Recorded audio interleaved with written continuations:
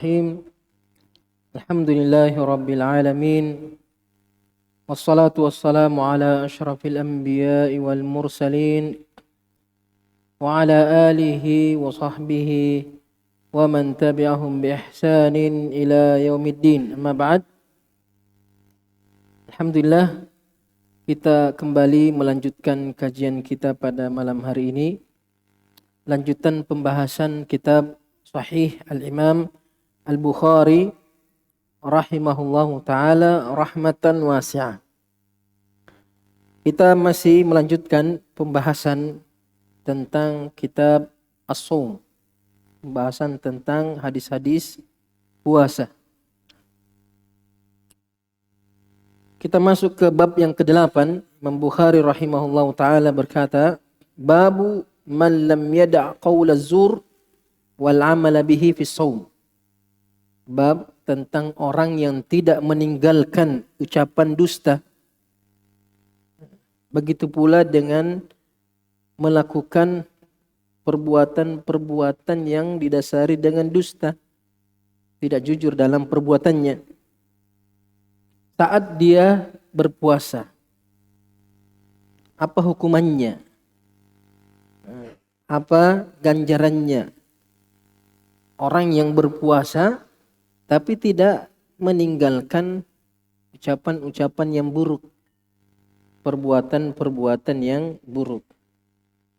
Ini Imam Bukhari ingin menjelaskan hakikat puasa itu. Bahwasanya puasa bukan hanya sebatas meninggalkan makan dan minum syahwat. Tapi yang lebih penting daripada itu adalah puasa yang membawa seseorang meninggalkan segala yang diharamkan. Segala yang diharamkan oleh Allah Subhanahu wa ta'ala dia tinggalkan ketika dia berpuasa. Makanya di antara tujuan berpuasa itu bagaimana seseorang menjadi orang yang lebih bertakwa. La'allakum tattaqun.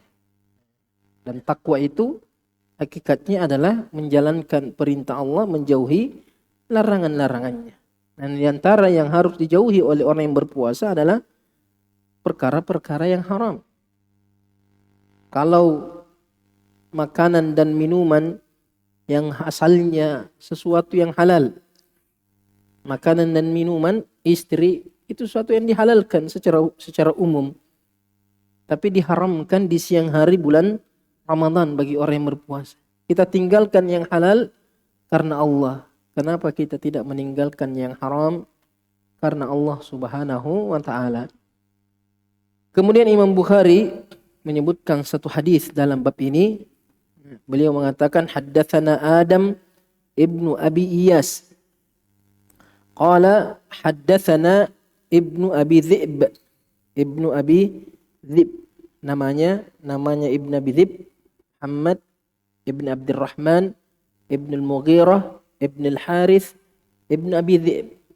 Ibn Abi Dhi'b ini adalah kakeknya yang keempat. Dia dinisbatkan kepada kakek keempatnya.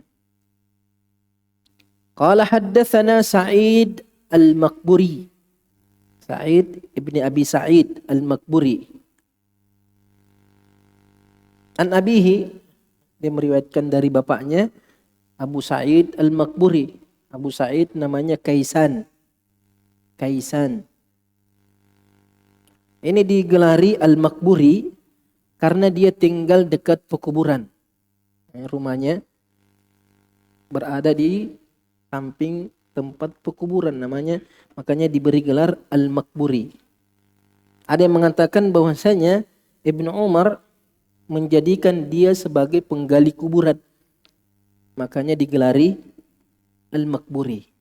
Jadi dua kemungkinan. Apakah dia karena tinggal di samping pekuburan atau dia bertugas sebagai penggali kuburan. Makanya digelari Al-Maqburi. Laqabnya Al-Maqburi.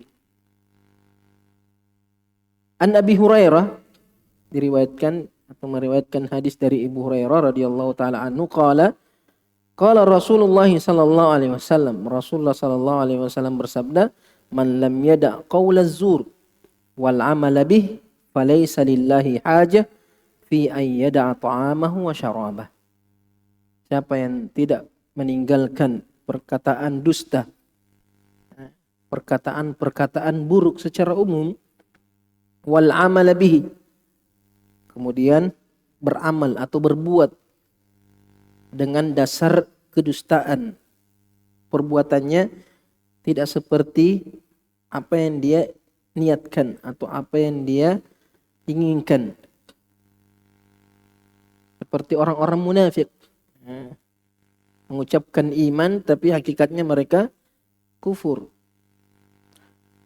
Falaysa lillahi hajah fi an yada'a ta'amahu wa syarab. Maka Allah tidak membutuhkan dia meninggalkan makan dan minumnya.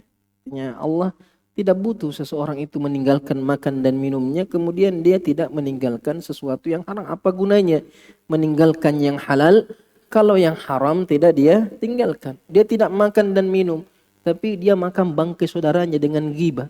Betapa banyak orang yang sedang berpuasa tidak makan nasi tapi makan bangkai saudaranya, memakan daging saudaranya hidup-hidup. Bahkan tidak sedikit yang memakan dagingnya ulama. Menggibah orang biasa itu dosanya besar, apalagi kalau menggibah ulama, apalagi kalau menggibah penguasa. Mengadu domba dua orang itu buruk. Bagaimana kalau mengadu domba satu kampung dengan kampung yang lain, satu suku dengan suku, satu negara dengan negara yang lain. Mengadu domba antara ulama dengan umat kaum muslimin, menjauhkan umat Islam dari para ulama, dengan menyebarkan aibnya atau memfitnah, menuduh-nuduh seorang ulama dengan tuduhan-tuduhan yang tidak benar, dikasih gelar-gelar agar orang-orang menjauhi, jauh dari ulama, jauh dari majlisil ilm. Ini ghibah juga, termasuk ghibah. Apalagi mengadu domba antara rakyat dengan pemimpinnya, penguasanya. Menanamkan kebencian di hati kaum muslimin terhadap pemimpinnya dengan menyebutkan kekurangan-kekurangan penguasa, atau bahkan kebaikan tapi digambarkan suatu keburukan. Ini termasuk perkara yang diharamkan. Jadi apa gunanya dia meninggalkan makan dan minum, tapi dosa yang besar ini dia tidak bisa tinggalkan. Bukan hanya dilarang saat berpuasa, di luar berpuasa pun dilarang, apalagi kalau sedang berpuasa. Makanya Nabi mengatakan Allah tidak membutuhkan. Bukan berarti Allah butuh kepada hambanya. Artinya Allah tidak akan menerima, tidak akan memberikan pahala bagi orang yang berpuasa tapi hanya meninggalkan makan dan minum saja, tapi tidak meninggalkan perkara-perkara yang diharamkan. Dalam riwayat lain di Sahih Bukhari juga ada tambahan, man lam yada' qaula zur wal amala bihi wal jahlah. Wal jahlah artinya melakukan perbuatan-perbuatan jahil. Perbuatan-perbuatan jahil di sini yang dimaksud adalah perbuatan-perbuatan yang menyelisihi agama, menyelisihi syariat, perkara-perkara yang diharamkan secara umum. Jadi jangan sampai kita memahami hadis ini larangan hanya ucapan dusta saja, tapi perkara-perkara seperti ghibah, namimah, adu domba, sekalipun itu perkara yang benar, artinya yang kamu sampaikan itu sesuatu yang benar, tapi kamu menyebarkan aib seseorang. Makanya para sahabat ketika Nabi SAW melarang perkara ghibah, Rasulullah mengatakan, ya Rasulullah, bagaimana kalau yang saya ceritakan itu sesuatu yang memang dia lakukan, yang dia perbuat, dia melakukan ini, melakukan itu, berbuat ini, berbuat itu. Kata Rasul, in kana ma taqulu fi akhik faqad iktabta. Kalau yang kamu ucapkan, yang kamu sebarkan, yang kamu ceritakan itu memang terjadi pada saudaramu, berarti itulah namanya ghibah. Ghibah artinya menyebutkan, menceritakan aib, kekurangan yang terjadi pada seseorang. Sesuatu memang terjadi, tapi dia tidak senang kalau itu disebarkan. Dia tidak ingin orang lain mengetahui aib tersebut. Berarti kamu sudah menggibah dia. Kecuali kalau dia melakukannya di tempat umum. Berarti memang dia tidak takut, tidak malu melakukan hal tersebut, tapi dia melakukannya sembunyi-sembunyi. Kemudian kamu lihat, kamu intip, kemudian kamu sebar. Berarti dia tidak ridho sesuatu itu diketahui secara umum. Sekalipun itu perkara betul, sesuatu yang tidak benar, hanya aib. Nabi Allah mengatakan apa? Atau Nabi SAW dalam hadis mengatakan, man satara musliman satarahullahu fid dunya wal akhirah. Siapa yang menutupi aib seseorang di dunia, maka Allah akan menutup aibnya di dunia dan di akhirat. Jadi al-jahl, kalimat al-jahl itu mencakup segala sesuatu yang diharamkan oleh Allah Subhanahu wa taala. Jadi hadis ini jelas bahwa hakikat puasa itu bukan hanya makan dan minum saja yang harus ditinggalkan, tapi segala yang diharamkan. Makanya dalam hadis lain dari Abu Hurairah juga di Sahih Ibnu Khuzaimah, Rasulullah mengatakan, laisa siyamu fil akli wasyurb. Bukanlah berpuasa itu hanya meninggalkan makan dan minum. Innamas siyamu minal lagwi warrafath. Berpuasa hakikatnya adalah meninggalkan perkara-perkara yang sia-sia dan perkara-perkara yang buruk. Bahkan yang sia-sia saja, hal-hal yang tidak bermanfaat. Tidak sedikit dari kaum muslimin yang berpuasa justru menghabiskan hari-hari puasanya dengan hal-hal yang sia-sia. Makanya Nabi mengatakan, min husni islamil mar'i tarkuhu ma la ya'nihi. Jadi bukan hanya yang haram ditinggalkan, tapi hal-hal yang tidak bermanfaat untuk dunianya, tidak bermanfaat untuk akhiratnya, itu juga hendaknya ditinggalkan oleh orang yang berpuasa. Kenapa? Karena waktu orang yang berpuasa itu berharga. Dia dalam keadaan ibadah. Mulai dari terbit fajar sampai matahari tenggelam, dia dalam keadaan beribadah, dihitung ibadah. Jangan sampai dalam waktu ibadahnya ini dia melakukan sesuatu yang sia-sia. Seharusnya dia isi dengan zikir, dengan doa, dengan baca Quran, majelis ilmi, apa saja yang bermanfaat. Silaturahim, menjenguk orang sakit, apa saja. Tapi ketika dia habiskan waktu puasanya untuk hal-hal yang sia-sia, maka itu bukan puasa yang sesungguhnya. Fa'in, kata Rasulullah, fa'in sabbaka ahadun au jahila alaika falyakul inni mur'un sha'im. Nanti ada hadis selanjutnya. Yang jelas puasa itu hakikatnya bukan hanya sebatas meninggalkan makan dan minum, tapi juga sampai kepada meninggalkan yang haram, meninggalkan yang makruh, bahkan meninggalkan perkara yang sia-sia, yang tidak, bukan dosa, bukan juga pahala, yang tidak menambah timbangan kebaikannya di akhirat kelak. Kemudian hadis ini juga menunjukkan bahwasanya tidak semua orang yang berpuasa itu berhak mendapatkan apa yang dijanjikan oleh Allah Subhanahu wa taala berupa ampunan, berupa rahmat, berupa surga. Ini diberikan hanya untuk orang-orang yang betul-betul berpuasa, yang betul-betul memberikan kebaikan terhadap dirinya dengan puasa tersebut.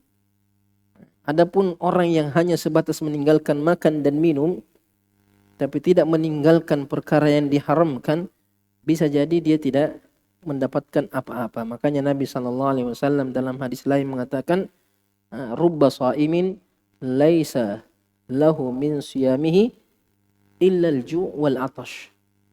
Rubba di sini litakthir. Yang betapa banyak orang yang berpuasa, dia tidak mendapatkan dari puasanya kecuali lapar dan haus saja. Hanya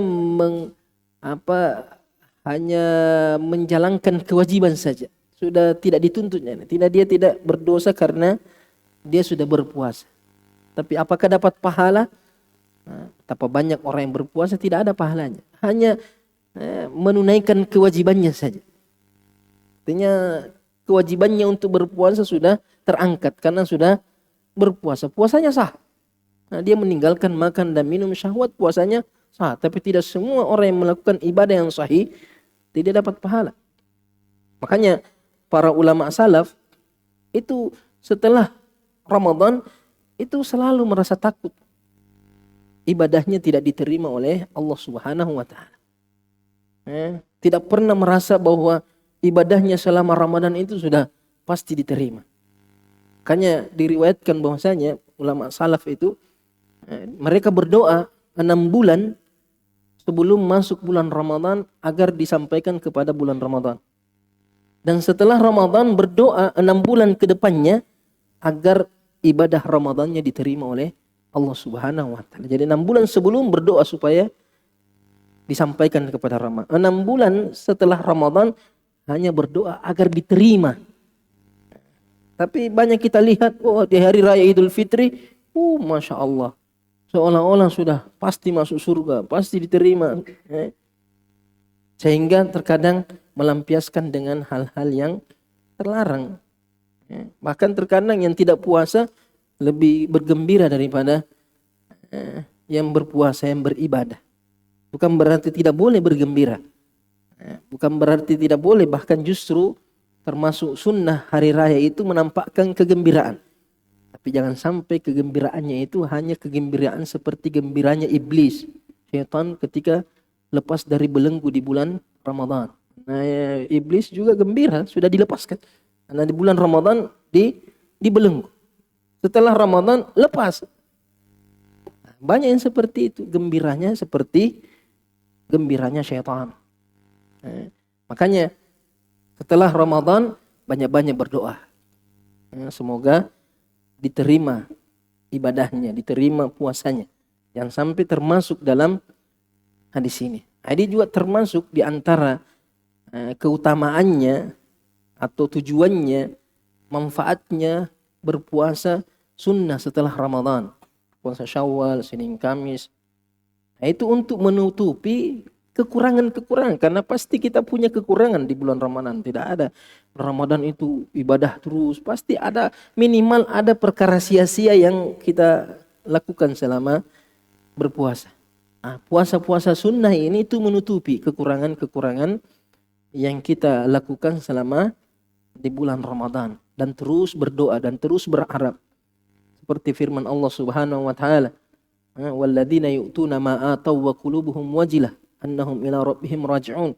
Orang-orang yang melakukan apa yang dia lakukan, kemudian senantiasa hatinya takut karena akan bertemu dengan Tuhannya dan kembali kepada Rabb-Nya. Aisyah bertanya, "Ya Rasulullah, apakah yang dimaksud orang tersebut adalah orang yang berzina, mencuri, minum khamar, mereka bermaksiat, kemudian ada rasa takut setelah berbuat maksiat?" Kata Rasulullah, bukan itu, wahai bintu Siddiq. Innahum alladzina yasumun wa yusallun wa yatasaddaqun. Yang dimaksud ayat ini adalah orang-orang yang salat, yang berpuasa, bersedekah, tsumma yakhafuna an la yuqbala alaih. Kemudian mereka takut ibadahnya tersebut tidak diterima oleh Allah Subhanahu wa taala. Ulaika yusari'una fil khairat. Karena rasa takutnya ini ibadahnya tidak diterima, sehingga setelah beribadah terus melakukan ibadah. Dia tidak merasa bahwa sudah kalau bukan saya ahli surga siapa lagi? Sudah qiyamul lailnya. Sehingga setelah Ramadan sudah cukup kayaknya. Sudah saya dapat Lailatul Qadar, ya 1000 bulan, ya istirahat sudahnya itu istirahat saja. 1000 bulan ini ada waktu cuti beribadah. Sudah dapat Lailatul Qadar. Tidak ada ulama seperti itu. Justru semakin mendapatkan taufik dalam beribadah, semakin semangat untuk beribadah. Makanya Nabi ketika salat sampai kakinya bengkak, apa kata Nabi? Afala akunu abdan syakura. Ibadahnya Nabi membuat dia terus lebih semangat lagi beribadah kepada Allah Subhanahu wa taala. Jadi rasa khawatir ini banyaknya kelalaian yang kita perbuat dalam beribadah, Ketika kita sholat mungkin ada kekhusyuan yang terlewatkan.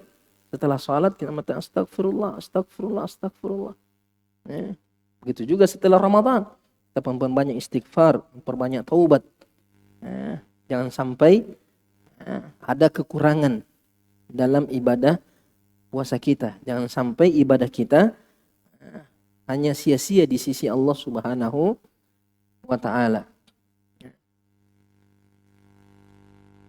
Kemudian ada hadis yang masyhur yang menyebutkan secara khusus tentang masalah ini, tapi hadisnya sangat lemah. Itu hadis khamsun yuftirna shaim wa yanqusnal wudu. Nah, hadis banyak disebutkan bahwasanya ada 5 perkara yang membatalkan puasa dan membatalkan wudu.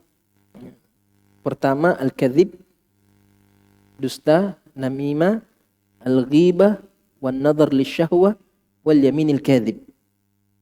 Tapi hadis ini dihukumi oleh Ibnul Jauzi sebagai hadis palsu.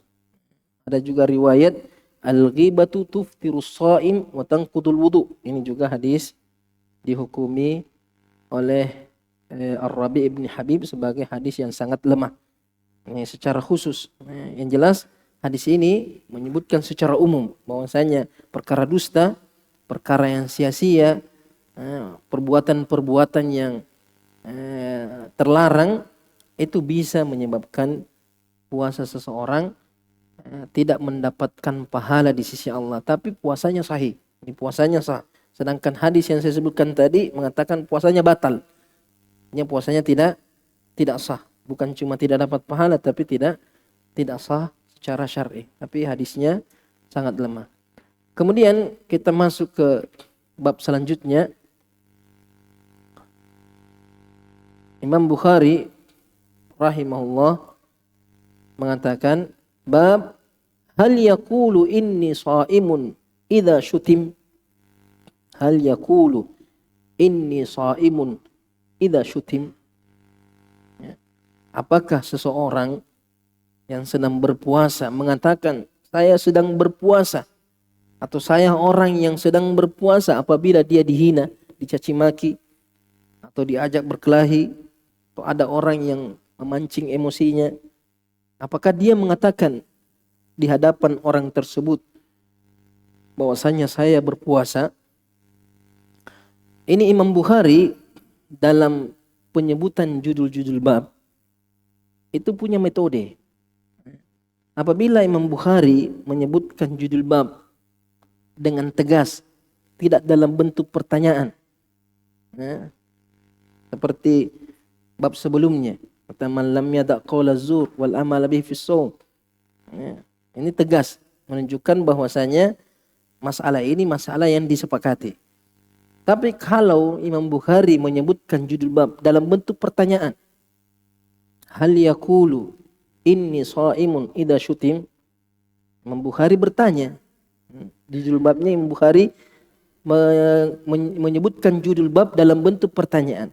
Biasanya ketika Imam Bukhari menyebutkan judul bab dalam bentuk pertanyaan, itu mengisyaratkan adanya perselisihan dalam masalah tersebut. Bahwa masalah tersebut adalah masalah yang diperselisihkan. Sekalipun Imam Bukhari akan menguatkan bahwasanya dia menyebutkan hal itu, atau menguatkan salah satu dari pendapat yang ada. Tapi Imam Bukhari tidak memastikan. Sehingga Imam Bukhari menyebutkan judul dalam bentuk pertanyaan. Yang ingin saya peringatkan, banyak terkadang poster-poster dakwah atau judul-judul kajian terkadang memakai pertanyaan.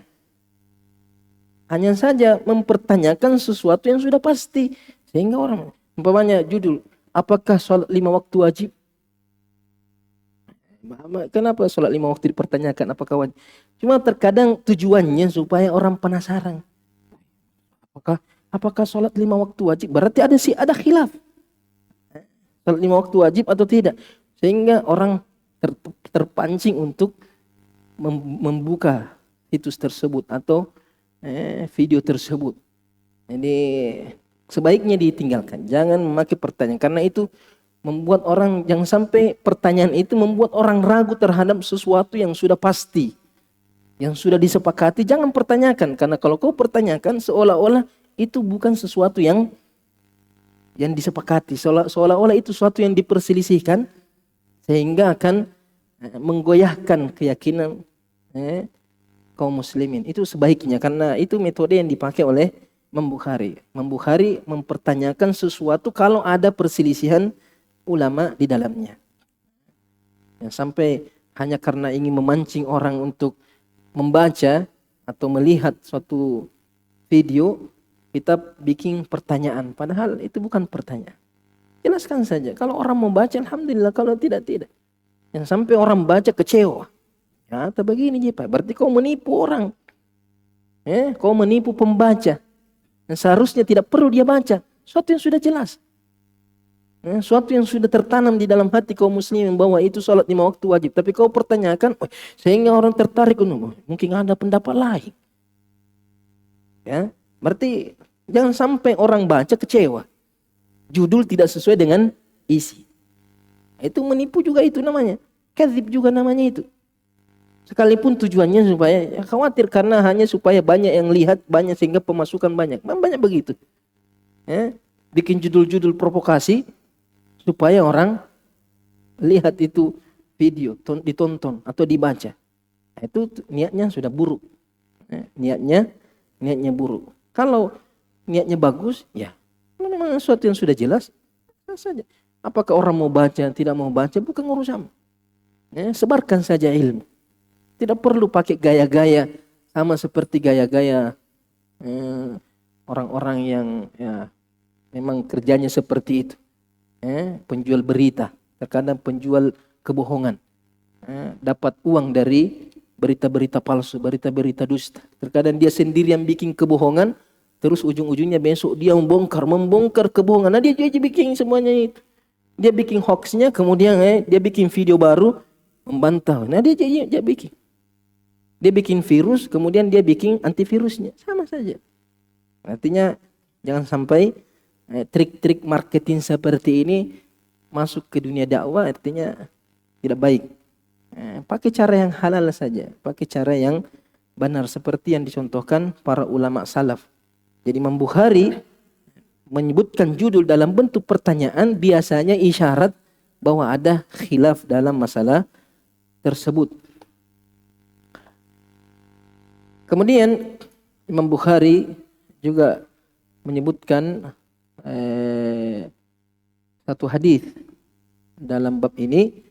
Beliau mengatakan, haddatsana Ibrahim ibnu Musa. Qala, itu qala terkadang tidak ada di kitab, ada di situ tidak ada Ibrahim bin Musa, tapi itu adab dalam membaca hadis. Sekalipun tidak disebutkan di situ qala, tapi ketika dibaca disebutkan qala. Jadi haddatsana Ibrahim ibnu Musa qala akhbarana. Jangan mengatakan haddatsana Ibrahim bin Musa akhbarana. Berarti seolah-olah kamu yang mengatakan akhbaran. Qala Ibrahim ibnu Musa qala akhbarana. Dalam beberapa kitab hadis yang terkhusus kitab-kitab yang sanadnya panjang, punya banyak perawi. Terkadang disingkat haddatsana, terkadang hanya disebutkan sana. Akhbarana terkadang disingkat ana atau na. Kalau disebutkan secara singkat di buku, jangan kamu baca juga singkat. Macam sana, tidak. Baca haddatsana. Singkatan dibaca secara utuh. Ulama menyingkat supaya mengurangi penggunaan kertas, karena di masa dahulu kertas itu mahal sehingga terkadang menyingkat. Sama seperti terkadang salawat disingkat. Kalau tersulit itu shot, jangan matan shot aja sallallahu alaihi wasallam. Sekalipun ahli hadis itu melarang penyingkatan salawat, begitu juga menyingkat subhanallah wa ta'ala atau doa-doa yang lainnya seperti rahimahullah radhiyallahu an, itu sebaiknya tidak disingkat. Kalaupun ada yang menyingkat, ketika dibaca jangan dibaca singkatannya, tapi dibaca secara utuh. itu termasuk adab dalam menyampaikan hadis. Imam Bukhari mengatakan qala haddatsana Ibrahim bin Musa qala akhbarana Hisham ibn Yusuf an Ibnu Jurayj. Abdul Malik ibn Jurayj qala akhbarani Atha an Abi Salih Az-Zayyad annahu sami'a Aba Hurairah radhiyallahu taala anhu qala yaqul Abu Hurairah berkata qala Rasulullah sallallahu alaihi wasallam qala Allah, Rasulullah mengatakan qala Allah, menunjukkan bahwa hadis ini termasuk hadis qudsi.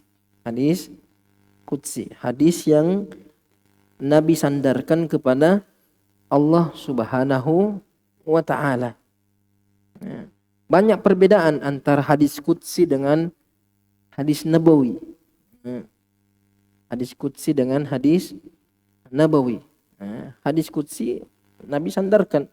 Sekalipun hadis nabawi semuanya wa may yantiqu anil hawa in huwa illa wahyun yuha. Semua yang diucapkan Nabi dari Allah. Tapi ada yang Nabi sandarkan kepada Allah dan ada yang tidak disandarkan kepada Allah Subhanahu wa taala. Yang disandarkan kepada Allah biasanya hadis-hadis yang berkaitan dengan sifat-sifat Allah Subhanahu wa taala. Terkadang Allah menyampaikan sifat-sifatnya atau menyebutkan sesuatu yang khusus. Seperti di sini, qala Allah Subhanahu wa taala berfirman, kullu amal ibni Adam lahu. Semua amalan anak cucu Adam itu untuknya. Illa siyam, kecuali puasa. Fa innahu li, karena sesungguhnya puasa itu adalah untukku. Wa ana ajzi bih, dan saya yang akan membalas ibadah tersebut, membalas dengan amalan tersebut, memberikan pahala puasanya. Wasyamu junnah, puasa itu adalah perisai, pelindung. Wa idza kana yaumu shaumi ahadikum, apabila seseorang berada pada hari berpuasanya atau seseorang di antara kalian sedang berpuasa, fala yarfuth wala yaskhab. Wala yarfuth ar-rafath, ucapan-ucapan yang buruk, ucapan-ucapan yang mengandung syahwat. Wala yaskhab, dan jangan marah. Fa in sabbahu ahadun, apabila seseorang mencaci maki dia, menghina dia, au qatalahu, mengajaknya berkelahi, falyaqul inni imru'un shaim, maka hendaklah dia mengatakan, saya seorang yang sedang berpuasa. Walladzi nafsu Muhammadin biyadihi, demi zat yang jiwa Muhammad di tangannya, itu Allah Subhanahu wa taala, la khulufu famis shaim atyabu indallahi min rihil misk. La khulufu, bau mulut orang yang berpuasa, atyabu indallah, lebih harum di sisi Allah, min rihil misk, dari bau kasturi, parfum kasturi. Lis-shaimi farhatan, bagi orang yang berpuasa dua kebahagiaan, kegembiraan, yafrahuhuma, yang mana mereka bergembira dengan dua kegembiraan tersebut. Idza aftara fariha, apabila dia berbuka setiap harinya bergembira, atau aftara Idul Fitr, dia bergembira. Wa idza laqiya rabbahu, kemudian ketika dia bertemu dengan Rabbnya, fariha bisaumihi, dia bergembira dengan puasanya setelah mendapatkan pahala yang sangat besar dari Allah Subhanahu wa taala. Hadis ini sudah lewat dijelaskan atau sudah disebutkan sebelumnya oleh Imam Bukhari pada bab kedua, bab keempat, dan bab kelima. Ini sudah 3 kali Imam Bukhari menyebutkan hadis ini. Ini kali yang keempat, bab kedua, bab keempat, dan bab kelima. Ini keempat kalinya Imam Bukhari menyebutkan hadis ini. Imam Bukhari banyak mengulang hadis. Biasanya disesuaikan dengan judul babnya. Ketika Imam Bukhari menyebutkan judul bab, dia membutuhkan hadis yang sesuai dengan judul bab tersebut. Terkadang Imam Bukhari mengulangnya. Tapi Imam Bukhari ketika mengulang hadis, itu tidak diulang seperti persis. Terkadang ada perubahan di sanadnya atau ada perubahan di matannya. Pasti ada perbedaan antara hadis-hadis sebelumnya. Tidak diulang secara sama persis dengan sebelumnya. Ada kemungkinan perbedaan dari segi gurunya tempat dia mengambil hadis tersebut, atau dari segi penyebutan sanad. Terkadang di satu tempat dia mengatakan haddatsana, di tempat lain dia mengatakan an atau akhbarana. Atau terkadang dari segi matannya ada tambahan matan atau ada perubahan lafaz pada matannya. Kemudian Imam Bukhari secara khusus menyebutkan hadis ini di bab hal yaqulu inni shaimun idza syutim. Apakah seseorang mengatakan saya sedang berpuasa kalau dia sedang kalau dia dicaci maki, dihina. Ini ada perselisihan ulama. Ada ulama mengatakan bahwasanya ucapan tersebut inni shaim itu hanya dia ucapkan dalam hatinya saja. Jangan diperdengarkan. Hanya mengucapkan dalam hati, artinya untuk menahan dirinya tidak membalas, dia berkata dalam hatinya, saya puasa, saya sedang puasa. Jangan lawan, jangan dibalas. Jadi dia ucapkan itu di dalam hatinya saja untuk bisa menahan dirinya dari amarah atau membalas perbuatan tersebut. Tujuannya apa? Untuk menjaga keikhlasannya. Karena kalau dia mengatakan saya sedang berpuasa, menampakkan bahwa insyaallah orang puasa. Apalagi kalau di luar bulan Ramadan. Kalau di dalam bulan Ramadan, tidak masalah, orang semua puasa. Tapi kalau dia berpuasa di luar Ramadan, artinya dia berpuasa sunnah. Kemudian orang mencaci maki dia, kemudian saya sedang berpuasa, akan mengurangi keikhlasannya. Makanya sebagian ulama mengatakan dia hanya mengucapkan dalam hati saja. Ini pendapat yang pertama. Pendapat yang kedua mengatakan diucapkan secara zahir sebagaimana hadis ini. Karena zahirnya ucapan itu adalah sesuatu yang didengar. Sedangkan ucapan hati itu bukan secara zahir. Yang diucapkan ini agar apa? Untuk mencegah orang yang mencaci tersebut, supaya orang itu tidak terus-terus memancing emosi dia.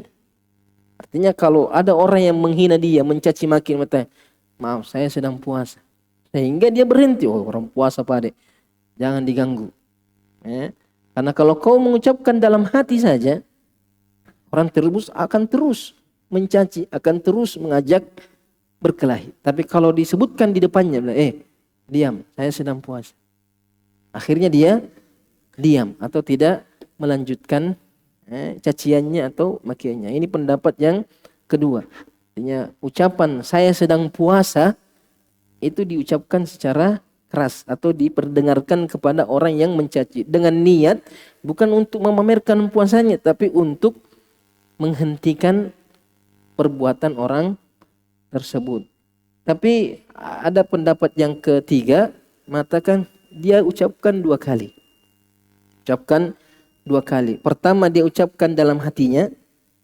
Kalau orang tersebut terus mencaci, maka dia ucapkan secara keras. Sebagaimana di riwayat lain di Sahih Muslim. Di riwayat lain di Sahih Muslim atau ada hadis lain di Sahih Muslim, mata idza duya ahadukum ila ta'am wa huwa shaim falyakul inni shaim.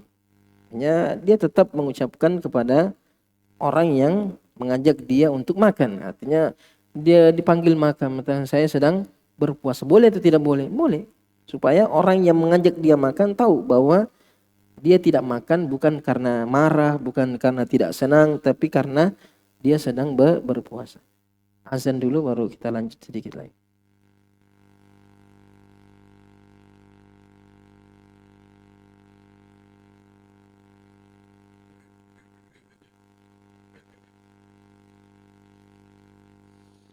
Allahu Akbar, Allahu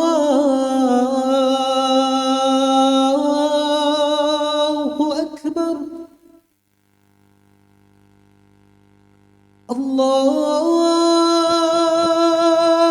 Akbar, Allahu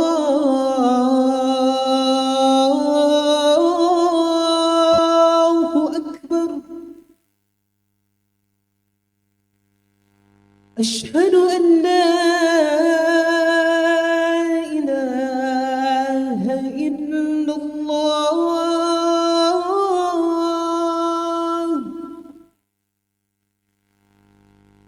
أشهد أن لا إله إلا الله.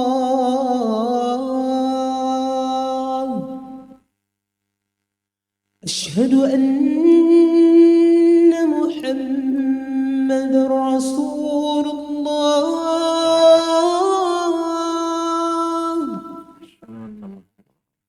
أشهد أن محمد رسول الله.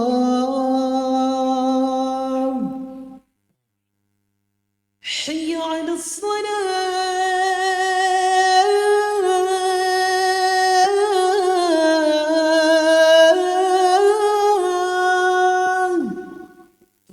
حي على الصلاة.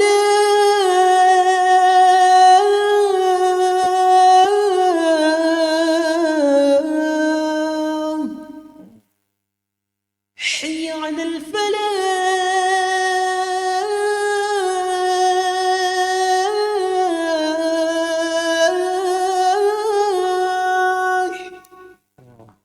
حي على الفلاح.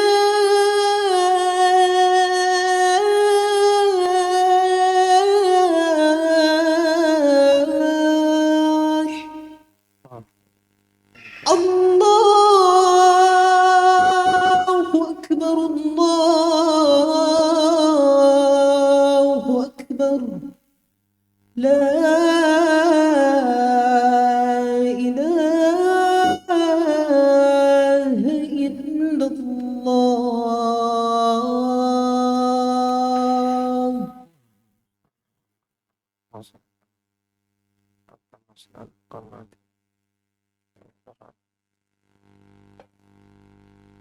Jadi mengatakan saya sedang berpuasa, ada perselisihan. Bukan perselisihannya tentang mengucapkan, tapi bagaimana cara mengucapkannya. Jadi pendapat pertama mengatakan dia mengucapkannya hanya dalam hati saja. Tidak memperdengarkan kepada orang yang mencacinya untuk menjaga keikhlasannya. Kemudian yang kedua, dia memperdengarkan untuk menahan perbuatan tersebut agar orang tersebut menghentikan perbuatannya itu. Kemudian pendapat yang ketiga, dia membedakan antara puasa sunnah dengan puasa wajib.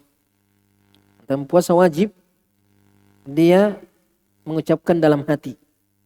Puasa sunnah dia ucapkan dengan keras. Sebagian pendapat ulama. Nah, ini disebutkan oleh Al-Hafidz Ibnu Hajar dalam Fathul Bari. Perselisihan ulama ini. Kemudian pendapat yang keempat, sebaliknya, ketika dia berpuasa wajib, dia sebutkan secara keras, artinya diperdengarkan. Puasa sunnah dia perkecil, karena puasa wajib di bulan Ramadan semua orang puasa. Jadi ketika dia mengatakan saya sedang berpuasa, maka orang tidak akan meragukan keikhlasannya. Hanya menahan orang tersebut bahwa saya tidak membalas perbuatanmu ini karena saya sedang berpuasa. Sedangkan dalam puasa sunnah, dia sebaiknya mengucapkannya dalam hati karena untuk menjaga keikhlasan puasanya. Kemudian ada pendapat yang kelima, mengatakan dia ucapkan dalam hati saja dulu. Kalau dia ucapkan dalam hati, kemudian orang tersebut masih tetap melanjutkan caciannya, terus mencaci, terus mengajak berkelahi, maka baru dikeraskan. Jadi dalam hati dulu. Kalau tidak berhenti, maka diucapkan secara keras. Ada pendapat yang keenam, ini yang paling kuat, diucapkan secara bersamaan dalam hati dan secara keras. Karena ada riwayat di bab yang kedua, Rasulullah mengatakan falyakul inni mru'un sha'imun inni mru'un sha'im, disebutkan 2 kali. Jadi Rasulullah mengatakan disebutkan yang pertama dalam hati, yang kedua secara keras. Nah, riwayat Nabi mengucapkannya 2 kali, falyakul inni mru'un sha'im inni mru'un sha'im. Jadi yang pertama dalam hati, yang kedua diucapkan dengan keras. Kemudian di antara penjelasan dalam hadis ini itu pentingnya orang yang berpuasa itu berkata baik, sekalipun membalas ucapan buruk seseorang itu dibolehkan. La yuhibbullahu al-jahra bisu'i minal qawli illa man zulim. Ketika seseorang itu dizalimi, maka dia boleh membalas. Tapi sebaiknya dia bersabar untuk menjaga kualitas ibadahnya agar tidak merusak ibadah puasanya. Sebaiknya dia bersabar, diam, tidak membalas ucapan buruk dengan ucapan yang buruk pula. Kemudian dikhawatirkan kalau dia membalas, jangan sampai mencaci 1 kali, dia mencaci 3-4 kali. Dicaci bapaknya, disebutkan keturunannya, nenek moyangnya sampai ke atas. Misalnya orang yang membalas tidak bisa menahan diri, maka sebaiknya tidak membalas. Ini pentingnya orang yang berpuasa itu senantiasa menjaga ucapannya. Jadi kalau membalas saja tidak boleh, apalagi memulai. Membalas saja tidak boleh, apalagi memulai. Ini termasuk juga dalam ucapan-ucapan bentuk tulisan. Ini tidak mesti ucapan, tapi dalam tulisan. Mungkin dia tidak berbicara, tapi di media sosial, caci maki di situ. Balas komentar dengan komentar, sama saja. Kenapa? Kata orang Arab, al-qalamu ahadul lisanaini. Al-qalamu ahadul lisanaini. Pena itu salah satu dari 2 lisan. Jadi lisan yang pertama ini yang didengar, sedangkan lisan yang kedua itu tangan kita ini, yang kita tulis, yang kita chat, itu termasuk juga. Jadi yang sampai dia tidak mengucapkan kata-kata buruk dengan lisannya, dengan mulutnya, tapi tangannya berkeliaran dengan cacian, makian, hinaan, adu domba. Ini masuk dalam perkara ini. Jadi hendaknya kita menahan diri dengan ucapan. Kemudian dalam hadis ini juga disebutkan, Allah mengatakan fa inna mengatakan kullu amal ibni adam lahu illa siyam fa innahu li wa ana ajzi bi. Puasa itu untukku. Bukannya seluruh ibadah itu untuk Allah Subhanahu wa taala. Semua ibadah, kita salat untuk siapa? Untuk Allah. Kita bersedekah untuk Allah, kita menuntut ilmu untuk Allah. Kenapa di sini Allah mengkhususkan puasa itu untuknya? Sedangkan ibadah yang lain, Allah kullu amal ibni adam lahu. Semua amal anak cucu Adam, salatnya, sedekahnya, ibadah hajinya, umrahnya itu untuk dia. Sedangkan puasa untuk saya. Kenapa puasa dikhususkan untuk Allah? Ada beberapa komentar ulama, sekalipun komentar-komentar ini tidak semuanya diterima. Tapi namanya juga ulama menyebutkan apa yang mereka anggap sesuai. Di antaranya Anda mengatakan bahwasanya Allah mengkhususkan puasa untuknya karena satu-satunya ibadah yang tidak dimasuki perasaan riya. Nah, orang puasa tidak mungkin riya. Kenapa? Karena tidak ada yang tahu dia berpuasa kecuali dia dengan Allah. Jadi kalau dia tidak puasa mengatakan saya puasa, dia tidak puasa. Puasa itu tidak ada yang tahu kecuali Allah dan orang tersebut. Tidak ada yang tahu dia kumur-kumur ternyata sudah minum. Tidak ada dia masuk ke dalam kamar, dia makan dan minum, tidak ada yang tahu. Sehingga ibadahnya tidak ada yang bisa mengetahuinya, sehingga tidak ada riya. Beda dengan sholat. Kita sholat dilihat oleh orang. Hadir di majelis ilmu dilihat oleh orang.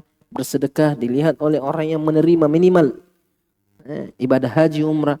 Tapi puasa itu tidak ada orang yang mengetahuinya kecuali Allah Subhanahu wa taala. Kemudian ada juga pendapat ulama, sebagai ulama mengatakan bahwasanya tidak ada yang mengetahui kadar pahalanya kecuali Allah.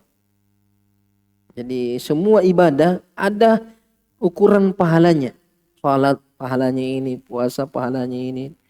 Kecuali puasa. Puasa tidak ada yang tahu berapa banyak pahala yang akan didapatkan oleh orang yang berpuasa nanti di akhirat kelak kecuali Allah Subhanahu wa taala. Makanya ini diantara sebab kenapa orang gembira ketika bertemu dengan Allah. Gembira karena banyaknya pahala yang tidak terbayangkan.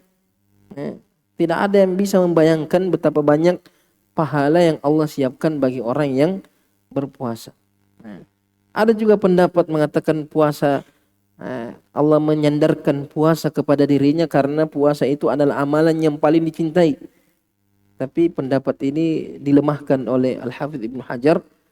Kenapa? Karena ada riwayat atau ada sepakat ulama bahwasanya amalan yang paling dicintai oleh Allah adalah salat. Amalan yang paling, ibadah yang paling dicintai oleh Allah adalah salat. Bagian juga mengatakan ini hanya sebagai bentuk pengkhususan atau bentuk pengagungan terhadap ibadah tersebut. Artinya hanya untuk menunjukkan bahwa puasa itu adalah ibadah yang sangat besar di sisi Allah Subhanahu wa taala sehingga Allah menyandarkan kepada dirinya. Makanya ketika Nabi ditanya tentang amalan yang terbaik, amalan yang memasukkan surga, Nabi mengatakan alaika bisyam fa innahu la mithlalah. Hendaklah kalian atau engkau berpuasa karena puasa itu tidak ada duanya. Hanya menunjukkan bahwasanya ibadah puasa ini di antara ibadah yang sangat besar di sisi Allah Subhanahu wa taala. Kemudian di sini juga Nabi sallallahu alaihi wasallam mengatakan walladzi nafsi biyadi walladzi nafsi Muhammadin biyadi la khulufu famis shaim atyabu indallahi min rihil al-misk. Apa maksud dari hadis ini atau ucapan Nabi sallallahu alaihi wasallam? Sebagian ulama mengatakan menunjukkan bahwasanya bau mulut orang yang berpuasa itu baunya di sisi Allah Subhanahu wa taala nanti akan datang di hadapan Allah di hari kiamat dengan bau yang lebih harum daripada bau misk. Artinya ini hadis itu di sisi Allah nanti pada hari kiamat. Makanya dalam riwayat lain atyabu indallahi yaumul qiyamah. Artinya ini terjadi pada hari kiamat, bukan di dunia. Yang sampai pakai hadis ini kemudian membanggakan bau mulutnya. Bahkan sebagian ulama memakruhkan sikat gigi atau siwak setelah tergelincir matahari dengan alasan akan menghilangkan baunya. Dan kalau sikat gigi setelah matahari tergelincir setelah zuhur itu dianggap makruh. Kenapa? Karena akan menghilangkan bau mulut. Mengatakan ada bab khusus nanti Imam Bukhari sebutkan bolehnya bersikat gigi, bersiwak sekalipun setelah zawal.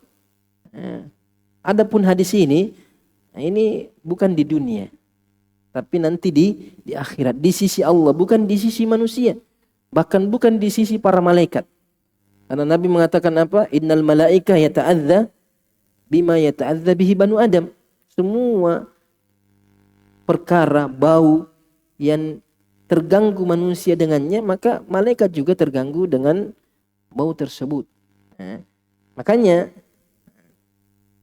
Seandainya bau ini lebih harum dari bau kasturi di dunia, maka yang paling busuk mulutnya maka paling bagus, paling afdal, ya toh? Karena makin busuk makin harum. Tapi tidak demikian. Nabi SAW mengatakan, man akala thuman aw basalan fala yaqrabanna musallana. Siapa yang memakan bawang putih atau bawang merah, jangan datang ke masjid kami. Kenapa? Karena bau mulutnya akan mengganggu orang yang salat. Jadi yang dimaksud hadis ini adalah di sisi Allah nanti di hari kiamat. Bau mulutnya artinya orang yang berpuasa di dunia nanti di hari kiamat datang dengan bau mulut yang lebih harum dari bau kasturi. Ini di antara, masih banyak lagi perkataannya, tapi itu cukup pendapat yang lebih kuat tentang makna la khulufu fami shaim atyabu indallahi min rihil mis. Kemudian terakhir, ketika Nabi SAW mengatakan lis-shaimi farhatan, bagi orang yang berpuasa dua kebahagiaan. Berbahagia ketika dia berbuka, berbahagia nanti ketika bertemu dengan Allah Subhanahu wa taala. Ulama mengatakan kalau berpuasa hanya dari terbit fajar sampai matahari tenggelam, dia beribadah. Sudah mendapatkan dua kebahagiaan. Bagaimana kalau orang itu setiap harinya 24 jam ibadah kepada Allah Subhanahu wa taala? Tentunya kebahagiaannya lebih besar daripada hanya berpuasa, hanya menahan makan dan minum sehari saja. Tapi orang yang terus beribadah, bukan hanya di siang hari, di malam hari juga beribadah kepada Allah Subhanahu wa taala, mengisi hari-harinya dengan puasa, dengan ibadah. Setiap aktivitasnya dia lakukan dengan niat ibadah. Qul inna salati wa nusuki wa mahyaya wa mamati lillahi rabbil alamin. Orang yang menjadikan seluruh hidupnya adalah ibadah kepada Allah Subhanahu wa taala. Wa ma khalaqtul jinna wal insa illa liya'budun. Dia tidak berharap kecuali kepada Allah, tidak bergantung kecuali kepada Allah, tidak takut kecuali kepada Allah. Semua yang dia lakukan untuk Allah Subhanahu wa taala, karena Allah Subhanahu wa taala, untuk agama Allah Subhanahu wa taala. Tentunya kebahagiaan yang akan dia dapatkan tentu akan lebih besar.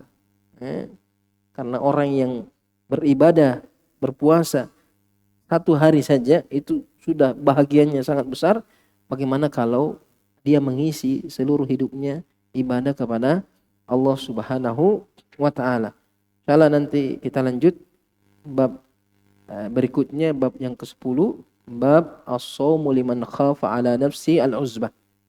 Berpuasa bagi orang yang takut terhadap dirinya karena karena jomblo, khawatir terjerumus kepada yang haram, maka dianjurkan untuk memperbanyak puasa.